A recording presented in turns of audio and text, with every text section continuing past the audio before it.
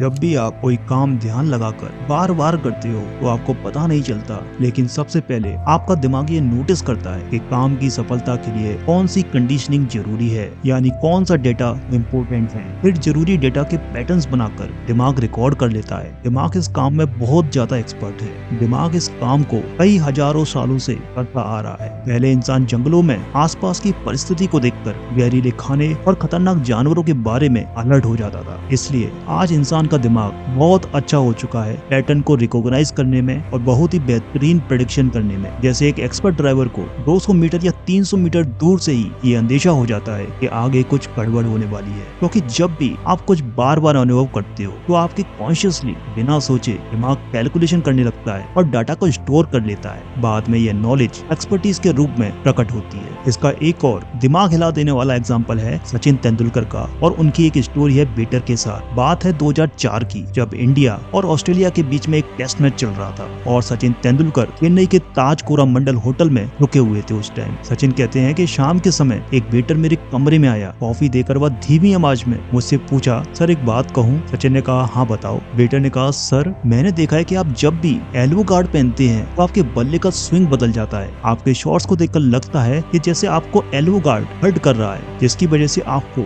अपने wrist movement में दिक्कत आ रही है। सचिन कहते हैं कि वह वेटर 100% सही बोल रहा था, क्योंकि मैं उस टाइम अपने बैट की स्विंग और एल्बो गार्ड के बारे में सोच रहा था कि मैं इसको कैसे ठीक करूं। सचिन तेंदुलकर कहते हैं, लेकिन मैं इस बात से और भी ज्यादा हैरान था कि वह वेटर दुनिया का एकमात्र व्यक्ति था जिसे ये बात पता थी। सचिन तेंदुलकर कहते हैं, ये बात मेरे कोच को भी नहीं पता थी। मैंने उस वेटर से पूछा, आपको ये सब कैसे पता चला? तो वेटर ने सचिन से कहा, सर मैं आपका बहुत बड़ा फैन हूँ। आपकी हर इनिंग की हर बॉल 5 बार रिवाइंड करके देखता हूँ, इसलिए पिछली कुछ बॉल्स को देखकर मुझे लगा कि आपको शायद एल्बो गार्ड की वजह से आपके बैट की स्विंग मूवमेंट पूरी नहीं हो पा रही है, शायद आपको कोई दिक्कत आ रही है। इसके बाद सचिन तेंदुलकर ने अपना रिस्ट गार्ड और अपनी टेक्निक दोनों में सुधार किया। शायद यह मुलाकात उनके लिए टर्निंग पॉइंट साबित हुई होगी। 2003 में उनका टेस्ट एवरेज 17 के आसपास था, वहीं 2004 में उनका एवरेज 57.1 पहुंच गया। दोस्तों ये पावर है ऑब्जर्वेशन और रिपीटिशन की। आप चाहे कोई भी हो, अगर आप बार बार प्रैक्टिस करते हो या बार बार उस चीज को ऑब्जर्व करते हो तो आप एक कला को विकसित कर लेते हो। आपको चीजें और पैटर्न दिखने लगते हैं जो शायद साधारण अनट्रेन्ड आंखों के लिए देख पाना बिल्कुल भी असंभव है। इसलिए दोस्तों आप जो भी काम करो उस काम में ऑब्जर्वेशन और प्रैक्टिस को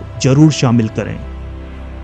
दोस्तों स्क्रीन पर शो हो रहे आप इन 2 वीडियोस को भी जरूर देखें। इन वीडियोस से आपको बहुत कुछ सीखने को मिलेगा और आपको बहुत सारी इंस्पिरेशन मिलेगी। मैं इसी तरह की वीडियोस आपके लिए आगे भी लाता रहूंगा।